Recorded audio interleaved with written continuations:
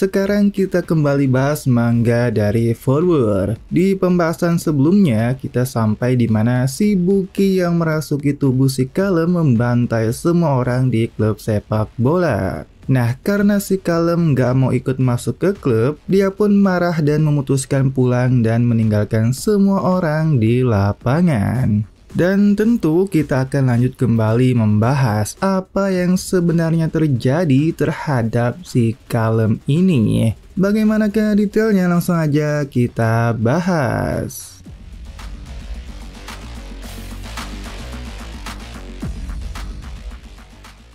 Setelah si Kalem membantai orang-orang di klub sepak bola, dia pulang ke rumah dan suasananya itu udah malam. Dia terlihat sedang memasak dan si Buki ini entah kenapa marah dan berkata memangnya kemana orang tua si Kalem ini? Kenapa dia sendirian yang memasak? Saat Buki menemani si Kalem memasak, dia melihat sebuah lemari yang berisi banyak piala. Dan ketika Buki bertanya apa itu semua milik si Kalem menjawab itu hanya cerita lama. Nah, tiba-tiba ayahnya pulang. Pulang hanya sekedar bertanya basa-basi soal kabar sekolah dari anaknya. Selebihnya sih mereka nggak ngobrol banyak. Tentu hal itu membuat Buki kaget. Apakah keluarga Jepang memang seperti ini? Si Buki kayaknya penasaran dan bertanya ibumu lagi di mana. Si Kalem menjawab tidak tahu dan kocaknya Buki malah membahas pasti soal ranjang tidak masalah. Tetapi si Kalem ini bilang ternyata kedua orang tuanya punya selingkuhan jadi nggak masalah. Buki yang mendengar dan mengetahui suasana rumah si Kalem pun merasa sesak dan suram. Dan akhirnya dia memutuskan buat keluar. Tetapi ternyata dia nggak bisa jauh-jauh dengan si Kalem. Dia pun kesal dan tiba-tiba melihat ayah si Kalem sedang mabuk sendirian. Buki pun menghampiri dan mengomel karena dirimu anak itu jadi seperti itu. Dan kocaknya ayah si Kalem ini malah bisa melihat Buki. Dia bisa melihat Buki yang melayang di udara dan dia pun bingung dan dia nggak peduli juga.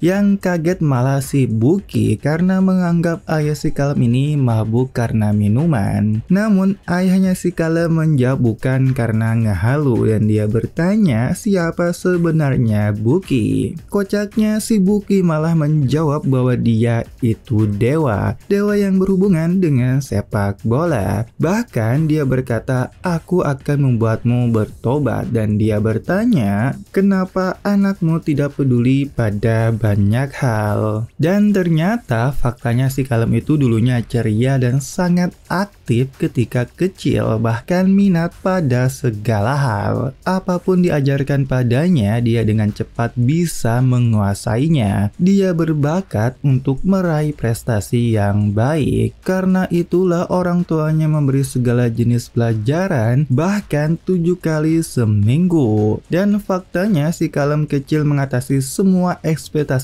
kedua orang tuanya dengan sangat baik. Namun seiring waktu kedua orang tuanya mulai bertengkar karena metode pendidikannya. Pada akhirnya kedua orang tuanya saling memaksa satu sama lain untuk mencapai apa yang mereka ingin capai. Dan setelah pertengkaran itu juga kedua orang tua si Kalem mulai tidak peduli satu sama lain. Ayahnya pun berkata menyesal tapi semuanya sudah terlalu hancur untuk diperbaiki. Dan mendengar hal ini dari ayahnya si Kalem langsung membuat Buki mengingat masa kecilnya juga yang gak jauh berbeda. Nah, tiba-tiba Buki menyuruh ayah si Kalem buat membelikan sepatu bola. Buki memberitahu bahwa si Kalem mencoba bermain sepak bola untuknya dan bahkan setelah itu Buki berkata sambil marah, pastikan kalian minta maaf. Maksudnya ya orang tua si Kalem harus minta maaf karena anak itu telah berjuang keras untuk kalian.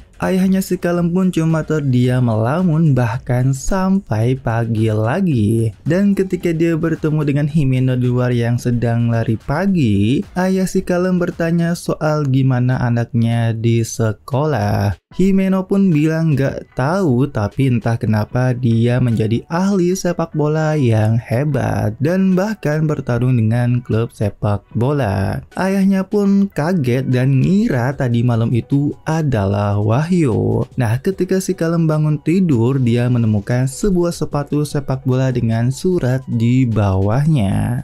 Si Kalem agak terkejut dan si Buki malah acting pura-pura nggak tahu. Si Kalem pun bertanya ke ayahnya, apa kamu yang membelinya? Ayahnya menjawab iya karena dengar anaknya bermain sepak bola. Nah, uniknya ketika si Buki coba ngobrol ke si ayahnya si Kalem ini nggak bisa lihat Buki. Mungkin ya benar kayaknya pengaruh alkohol. Dan ketika ayahnya bilang sepatu itu hadiah darinya, si Kalem ini berkata jangan bermain-main denganku. Kenapa tiba-tiba jadi perhatian gitu? Ayahnya bilang mau bantu dalam sepak bola, tetapi si Kalem marah dan bilang gak pernah berkata ingin bermain sepak bola. Sambil pergi, dia berkata ke ayahnya, kau selalu begitu melakukan segalanya sesuka hati, biarkan aku sendiri. Dia pun masih marah ketika diikuti si Buki, tapi ya Buki bilang ini memang karena dia nggak bisa jauh-jauh dari si Kalem. Nah, tiba-tiba si Buki bertanya, siapa sebenarnya dirimu? Buki mengungkit pembicaraan ayah si Kalem semalam dan si Kalem pun berkata, kenapa kau bisa tahu? Buki bilang saat ini kau masih saja diperintah oleh orang tuamu meski kau tidak peduli. Sebenarnya kau hanya cemburu karena tidak dianggap. Namun si Kalem marah dan berkata, apa yang kau tahu? Buki pun bertanya, apa kau pernah mencoba melakukan sesuatu sendiri? Pada akhirnya kau hanya terjebak dalam perhatian orang tua. Dan ya si Buki ini terlihat memang ngejek dan memanasi si Kalem soal dia yang hanya lari dari masa lalu dan masih anak kecil yang cerewet. Si Kalem pun marah banget mendengar Buki dan Buki berkata, akhirnya kau menunjukkan ekspresi manusiawi. Aku dengan kerja kerasku sendiri berubah dari anak yang terpuruk di masa kecil menjadi salah satu pemain terbaik dunia. Namun si Kalem bilang gak mau dipengaruhi oleh Buki dan berkata merasa muak bermain sepak bola bersama Buki. Nah, si Buki pun nantangin, kalau gitu coba saja kau sendiri yang melakukannya. Buki pun terus memanasi si Kalem, kau terus ngeles pasti orang tuamu juga muak denganmu dan tidak peduli. Dan ketika si Kalem disebut boneka manusia, si Kalem marah dan teriak, aku bukanlah boneka. Dan di saat itu juga Buki berkata, tunjukkan dan buktikan. Sambil menunjuk bola, Buki menyuruh si Kalem buat juggling 30 kali. Apakah itu sia-sia atau tidak, kau hanya tahu setelah mencobanya. Kalau kau mau tahu, coba lakukan sesuatu yang tidak biasa dan kau benar-benar bisa lepas dari keluarga yang seperti itu.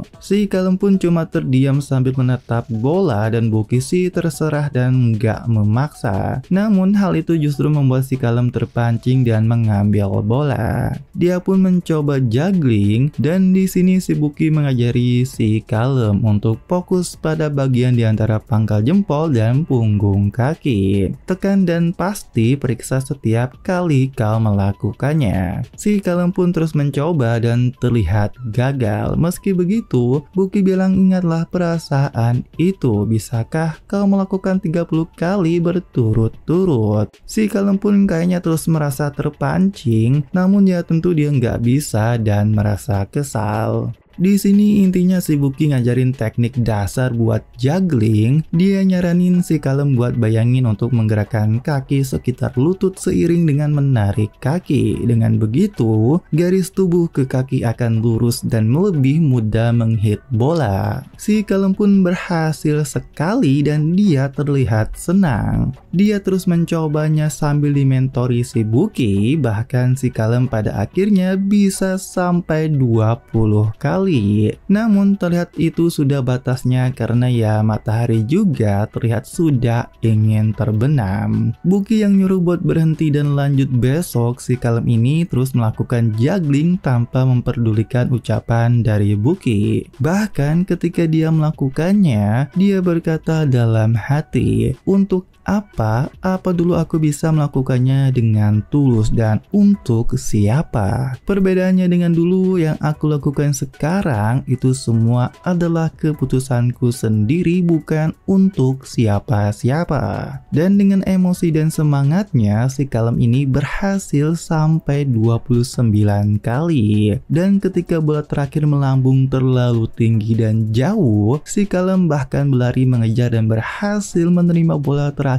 sambil teriak. Buki pun terkejut karena si Kalem benar-benar berhasil melakukan sampai 30 kali. Dia pun entah kenapa jadi malah senang melihat si Kalem. Setelah itu si Buki bertanya ada apa ke si Kalem, dan Buki pun kagum karena si Kalem benar-benar berhasil. Mungkin kau punya potensi. Nah, di sini si Buki bertanya ke si Kalem, kau siapa? Si Kalem pun nggak ngerti dan dengan malu-malu Buki bertanya siapa nama sebenarnya si Kalem. Kau terus-terusan seperti anak kecil, jadi siapa namamu sebenarnya? Dan baru di chapter 10 si Kalem mengungkapkan namanya, yaitu Kokoro. Namaku Museki Kokoro. Nah, keesokan harinya, hal yang mengejutkan, si Kalem datang dan ingin bergabung dengan klub sepak bola. Tentu semua anggota klub terkejut, apalagi dia adalah yang ngalahin semua orang. Apalagi buat Himeno, karena dengan tiba-tiba, si Kalem bilang langsung ke dia ingin masuk ke klub. Tapi tentu kapten nggak setuju dan marah, namun tetap saja dia nggak bisa nolak karena wakil kapten yang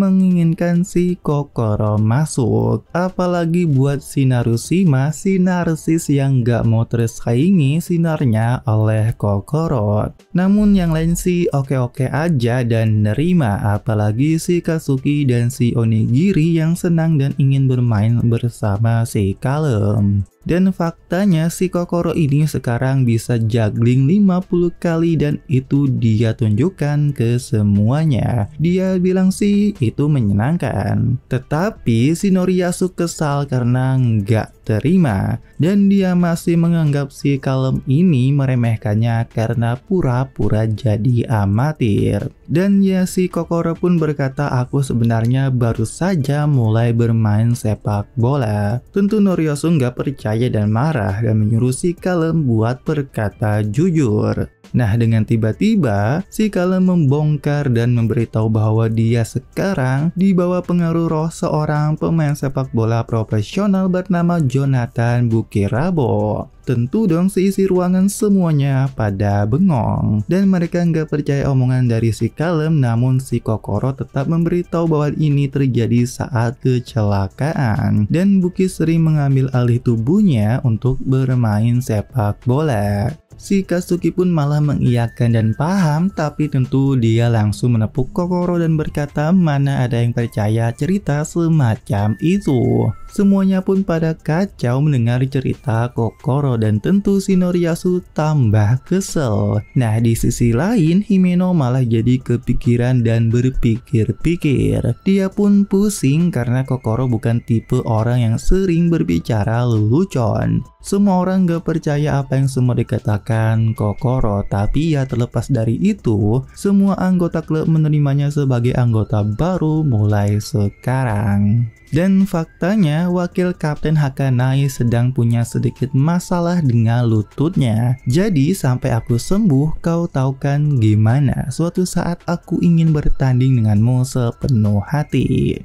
Nah, ternyata ada pengumuman di mana sekolah mereka bakal sparring dengan sekolah Nezumihara Sabtu nanti. Mereka juga sekolah baru yang membentuk klub sepak bola, jadi kupikir itu akan menjadi pertandingan yang pas untuk tim baru kita juga. Buki yang dengar itu pun jadi semangat, akhirnya ada pertandingan yang sesungguhnya. Namun si Kokoro ini ternyata belum mengerti soal pertandingan. Dan Katsuki pun bilang Kokoro mungkin yakin gak bakal dimainin karena wakil kapten sudah menyusun line up, apalagi Kokoro juga baru bermain. Tapi si Buki malah marah mendengar Kokoro gak bakal bermain. Karena ini pertandingan latihan, Hakanai berencana untuk melakukan banyak pergantian, tapi kita akan memulai dengan line up ini. Penjaga gawang nomor 1 kelas 2 Momonokare, 2 back sayap nomor 2 kelas 2 Morione Masaru dan nomor 5 kelas 1 Katsuki Shintaro.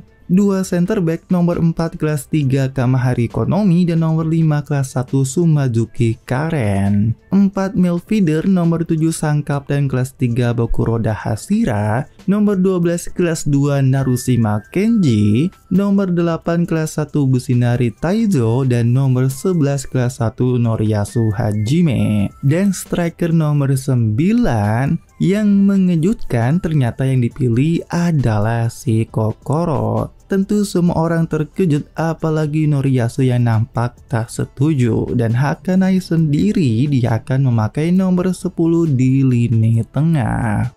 Nah, hari Sabtu pun tiba, dan sepertinya si Kalem terlihat mulai gak suram lagi, bahkan dia membawa sepatu dari ayahnya dan tersenyum berangkat untuk latihan tanding. Sampai di sekolah lawan, semuanya malah terlihat santai banget. Kapten pun marah karena semua orang gak dengerin dia. Dan sepertinya si Kamahori Konomi ini karakter Okama yang merayu Kapten Bakuroda. Kapten pun teriak dan memarahi semua anggotanya untuk diam, dan tiba-tiba tuan rumah datang menjemput. Tapi mereka ini agak sombong gitu, bahkan meremehkan. Mereka percaya diri meski timnya baru dibentuk dan sudah yakin pasti menang. Bahkan membual tim mereka pasti bisa masuk ke 4 besar dalam kejuaraan prefektur dengan mudah. Tentu dong anggota Takemiya pun kesal karena diremehkan. Dan akhirnya mereka sampai di lapangan dan Buki berkata, ayo tunjukkan kepada mereka. Kokoro pun memakai seragamnya dengan nomor 9, dan ketika si Buki bilang buat bergabung atau dia merasuki, si Kokoro malah diem. Buki pun berpikir Kokoro pengen main sendiri, dia pun marah karena alasannya Kokoro hanya bisa melakukan juggling. Kokoro pun agak kecewa dan dia juga bilang udah paham. Ya mau gimana lagi, Buki bilang ngerti perasaan Kokoro, tapi kau harus banyak belajar lagi. Lawan yang melihat Kokoro berpikir dia lemah karena tubuhnya kecil dan biasa aja, dan mereka percaya diri ini akan menjadi pertandingan mudah. Namun ada angin berhembus di mana Buki merasuki Kokoro. Nah, saat peluit pertandingan dimulai, Buki langsung tancap gas merebut bola yang baru dimulai lawan. Bahkan dia melatih semua pemain lawan dengan gokil. Gak hanya sampai di situ, dia pun berhasil mencetak gol dengan cepat. Tentu semua orang, gak hanya lawan aja yang terkejut, semuanya gak nyangka apa yang barusan terjadi. Kokoro yang langsung mencolok tentu membuat rekannya yang gak suka kesal, dan tentu membuat lawan gak percaya apa yang telah terjadi. Buki yang berhasil mencetak gol merasa senang meskipun di sudut negeri yang jauh seperti ini. Buki benar-benar merasa senang dan berkata mencetak gol dalam pertandingan adalah yang terbaik. Tetapi entah kenapa setelah itu dia tiba-tiba keluar dari tubuh Kokoro. Mereka berdua pun terkejut karena tiba-tiba Buki keluar gitu aja, bahkan tanpa merafalkan mantra pengusiran hantu. Dan ketika Buki ingin merasuki tubuh Kokoro lagi, Buki malah menjadi roh kecil kembali dan tidak bisa merasuki tubuh Kokoro. Namun karena gol kejutan dari Buki tadi, pemain lawan menargetkan Kokoro bahkan dijaga 3 orang. Situasinya pun gak ada jalan dan Buki akan memberikan instruksi kepada Kokoro. Saat ini timnya bermain dengan formasi 4-2-3-1 yang dimana Kokoro sebagai striker tunggal. Bahkan Hakanai pun berkata untuk Kokoro jadi pusat serangan. Ketika Kapten Bakuroda maju menghadang, membuat pemain lawan yang membawa bola jadi takut sehingga mengoper bola tidak melihat lawan. Yang terjadi malah diintersep oleh Hakanai. Takamiya pun melakukan serangan, terlihat si Noriyasu ini ngotot banget minta bola di sayap. Tetapi ketika bersamaan Buki menyuruh Kokoro untuk lari ke arah gawang. Dan gokilnya, Hakanai mengirimkan killer pass melewati di antara para pemain lawan kepada Kokoro di depan. Namun kocaknya Kokoro gagal menerima umpan dan bola malah mantul menuju ke pemain lawan. Dan tentu Buki pun marah atas kejadian itu. Meski Buki mengatakan harus menerima dengan lembut, tetapi tetap saja Kokoro nggak bisa. Nah, ketika lawan menyerang, si Kamahori menghadang membuat lawan kaget dan bola tercuri menuju Hakanai kembali. Si wakil kapten ini kayaknya emang jago banget, dimana dia langsung mengirimkan umpan lambung ke sisi sayap yang mengarah kepada Taizo. Dia pun masuk ke kotak penalti dari sayap dan Buki menuntun si Kokoro lagi, yang dimana dia diberi umpan oleh Taizo dengan bebas sendirian. Namun lagi-lagi Kokoro gagal menendang dan membuang kesempatan di depan mata. Apalagi peluang dari Kokoro malah jadi bencana karena mereka kebobolan oleh serangan balik. Gak hanya sampai di situ aja, Kokoro benar-benar udah kayak amatir nggak bisa apa-apa. Dan ketika babak pertama berakhir, semuanya tentu bertanya-tanya dan Noriyasu pun marah, apa kita bisa percaya pada orang seperti dia.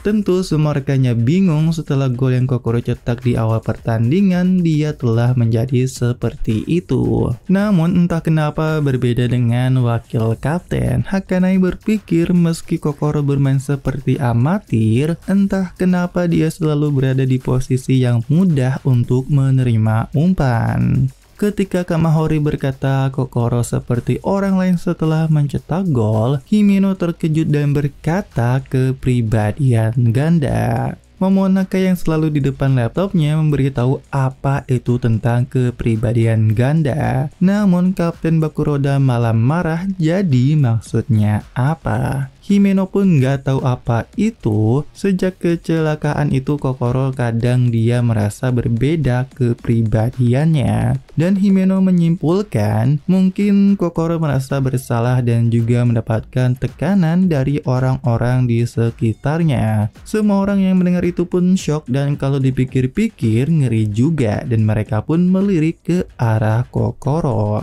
Dan si Kazuki melihat ke arah Noriyasu yang dimana Kazuki curiga Noriyasu lah yang membuat tekanan pada Kokoro. Dan kocaknya Noriyasu mengingat ketika membuli Kokoro dan bahkan menendang perutnya. Dia pun panik melihat ke arah Kokoro, apa ini seriusan? Bahkan di situasi tersebut ditambah Himeno berkata minta maaf selama ini tidak begitu memikirkanmu. Kocaknya semua orang pun malah jadi prihatin dan salah paham dengan Kokoro.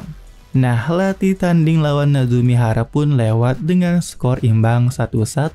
Dan katanya sih setelah itu Kokoro diganti dan tentu semua orang masih bingung apa yang telah terjadi pada Kokoro. Apalagi situasi si Kokoro sekarang malah down gitu, suram banget. Bahkan rekannya ngajak bicara pun dia cuma jawab, iya maafkan aku. Dan hal tersebut membuat Masaru yakin Kokoro punya kepribadian ganda. Kapten Bakuroda pun kayaknya seperti biasa marah-marah dan kesal memikirkan apa artinya kepribadian ganda. Semua orang kayaknya emang jadi canggung akibat Kokoro. Ketika Hakanai mengajak Kokoro latihan passing, situasi malah parah di mana Kokoro menerima umpan malah kena mukanya sendiri. Bahkan ketika latihan dribble, latihan menendang, Kokoro nggak bisa sama sekali. Kapten pun berkata bahkan dasarnya sama sekali tidak ada. Semua orang pun mulai bertanya-tanya apa Kokoro pemula dan berpikir karena dia hanya ada kepribadian ganda yang pandai dalam sepak bola dalam dirinya. Meski begitu, wakil kapten memberi semangat kepada Kokoro karena gol dia tim nggak mengalami kekalahan. Meski begitu ya, Kokoro sendiri sepertinya masih memikirkan apa yang terjadi. Bahkan dia pun langsung menuju kamarnya setelah tiba di rumah. Kokoro dan Buki pun bertanya-tanya kenapa Buki malah keluar tiba-tiba dari tubuh Kokoro. Namun kocaknya karena ini pertama kali mereka berdua ngobrol serius di kamar malah jadi canggung. Buki pun ngelawak, jangan sampai kau nahan kentut. Kokoro meringkasnya menjadi dua kemungkinan. Pertama, komunikasi kesepakatan saat pergantian tubuh. Dengan kata lain, apakah kedua pihak sepakat saat pergantian? Ya, meskipun belum pasti.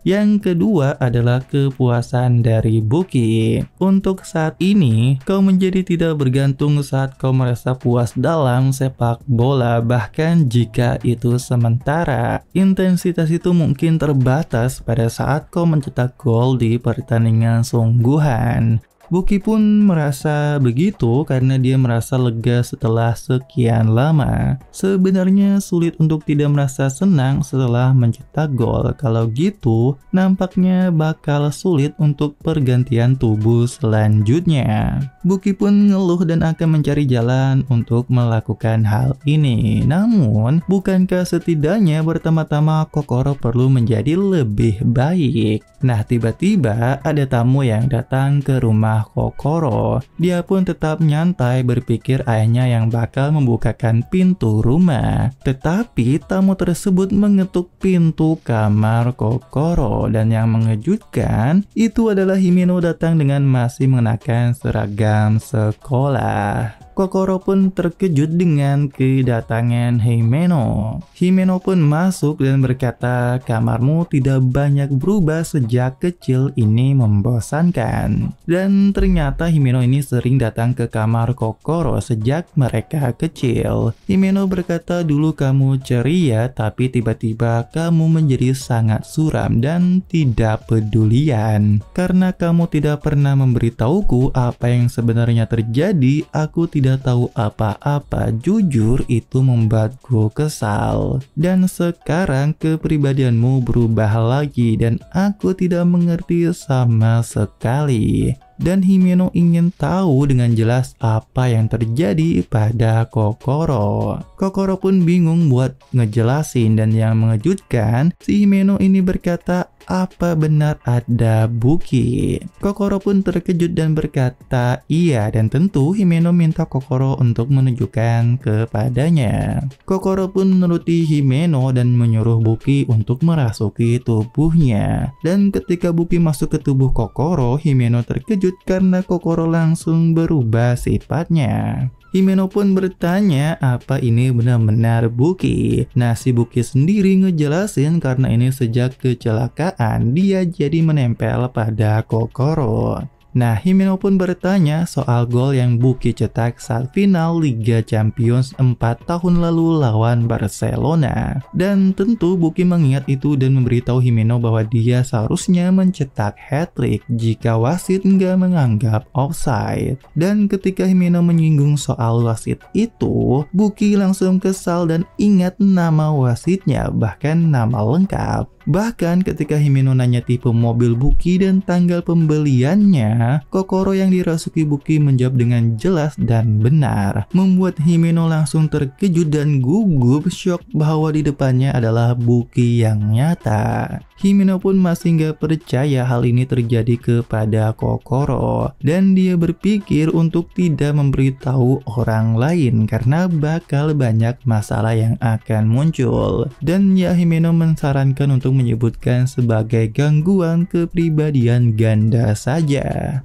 Setelah itu Himeno bilang minta maaf ke Kokoro. Aku sudah salah mengerti banyak hal tanpa memperhatikan perasaanmu. Lalu Himeno pun bertanya, apa kamu akan terus bermain sepak bola? Kokoro terdiam dan meminta maaf kepada Buki karena dia memaksa merafalkan mantra pemisahan. Kokoro berkata ke Himeno bahwa belajar melakukan teknik juggling itu menyenangkan. Aku mendapat pujian dan mulai merasa yakin bisa melakukannya sendiri. Tapi ketika saat tiba untuk bermain dalam pertandingan, aku malah seperti ini. Buki pun sambil ngejek memberitahu Kokoro bahwa hal itu sudah biasa karena tidak semua orang bisa melakukannya. Namun Buki terkejut karena Kokoro menangis berkata, aku sangat kesal sekali sampai tidak bisa memahaminya. Semua anggota klub berharap padaku tapi aku tidak bisa memenuhi harapan mereka. Perasaan seperti ini pertama kalinya. Apa yang harus aku lakukan? Aku ingin menjadi lebih baik dalam sepak bola. Pakai baju merah, rambutnya panjang, udah lagi cantik tak kebayang.